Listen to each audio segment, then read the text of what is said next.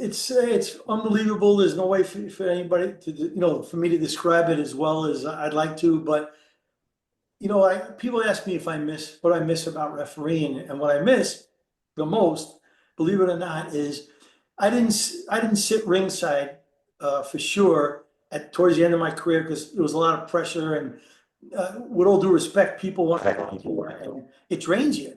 So I would sit Hmm. back, a couple of fights before the main, if I was doing the main or the co-main, and then when I see the camera guys running into the main event locker rooms because they're getting ready to make their walk, I'd use the restroom real quick, clean up, and make that walk, that 100-yard walk from the dressing room area to the ring. The lights are out in the arena usually, there's a little music playing, Yeah. and it's just an electric feeling, and I miss that the most. At that time, we're human, referees are human, Yeah. and you could feel the adrenaline in your fingers. You could feel Yeah. you're going into battle. You're under pressure. You make a mistake, it's magnified because you're the only person in the ring without gloves on. Yeah. Yeah, for So sure. it's normal, and you feel that adrenaline rush, and it's just a great feeling. And then getting in there, and the crowd going crazy when they bring the fighters in, and it's just a great feeling. I miss that. Yeah. Better than a front row seat. You are Yeah, I gotta in the say it ring. is the Best best seat seat in in the the house. house. Yeah. Yeah. It Um, is.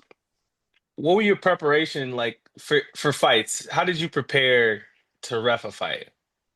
So, Marcus, I'm really glad you asked me that question. But any successes that I've had, and I've had a lot of mishaps. I've made a lot of mistakes over the years. We all do. It's just human nature. Hmm. But Absolutely. any successes I had came from my um, growing up as a kid and discipline and the martial arts and the boxing. I trained like I was fighting. I would try to be pure forget about drinking any of that stuff, but I would treat myself like a fighter, and I would start my prep for the fight. The bigger the fight, the longer I started the prep. But I Yeah. always made sure, whether it was if I was out of the ring, hadn't had a fight in over 2 3 weeks, I would go to a gym, move around with the guys while they're sparring. So Hmm. so my instincts for moving. I don't have to think about my movement, Yeah. Yeah. my Get the positioning. neurons firing. One less thing I got to worry about. And it's funny, I'm sitting at my desk. I got this book. It's falling Hmm. apart. It's got tape all over it. And I started this book the very first day I got into the business. And it's Hmm. got notes and all kinds of stuff. If you can Ah. see, Yeah. all of Yeah. these came from my experiences in the ring. And every one of these things gives me a visual in my head that I start running through, and I Yeah. Yeah. and I visualize that scenario, what I'm going to do in it. Usually takes me about an hour to go through this book, and I transition that into when I needed to.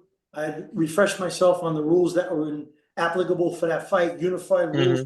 for a championship bout, and then I put together a video library of a bunch of fights where myself making mistakes, myself doing things correctly, and other guys in those same scenarios. Watching tape.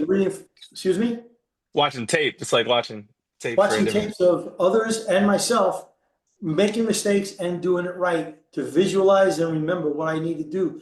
So when the situation came up, it was just like I just did it this week. Right. Right. Right. Your mind don't know if you actually did it or you visualized it.